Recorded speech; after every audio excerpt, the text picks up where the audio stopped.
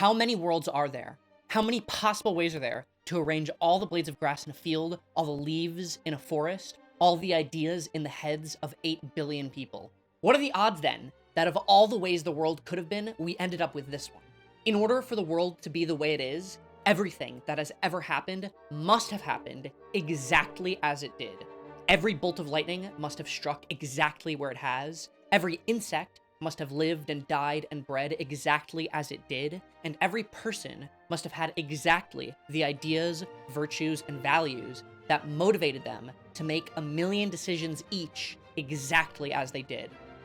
The butterfly effect is an idea in popular culture that a butterfly can flap its wings in Texas and cause a hurricane halfway around the world.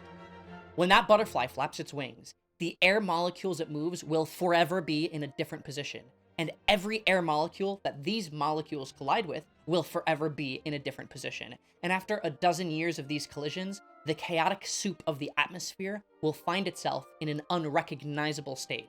Not only would a butterfly that once flapped its wings be partially responsible for a tornado, it would be partially responsible for all tornadoes everywhere, forever.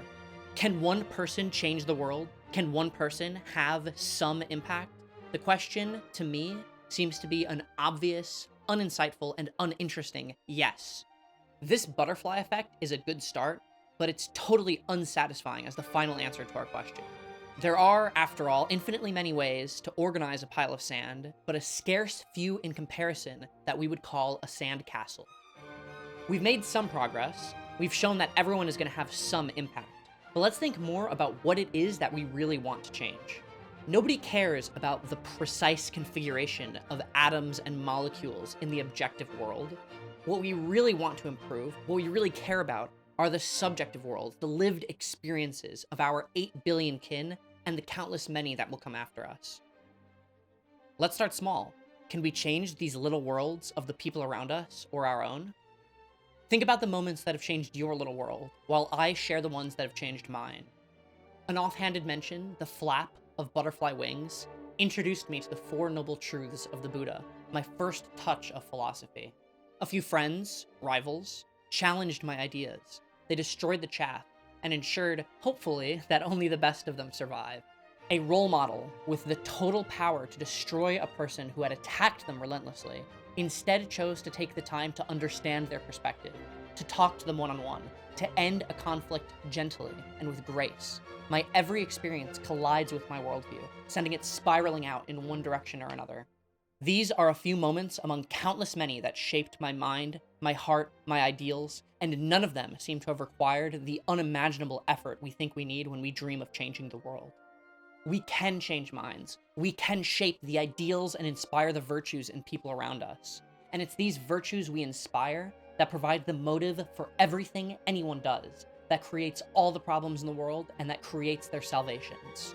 It's these ideals that inspire everyone, everywhere, to build, to destroy, to act and to rest, to live and to die. Everything you care about is the product, ultimately, of the infectious ideals we embody, that we spread in large or small ways to every mind and heart we collide with.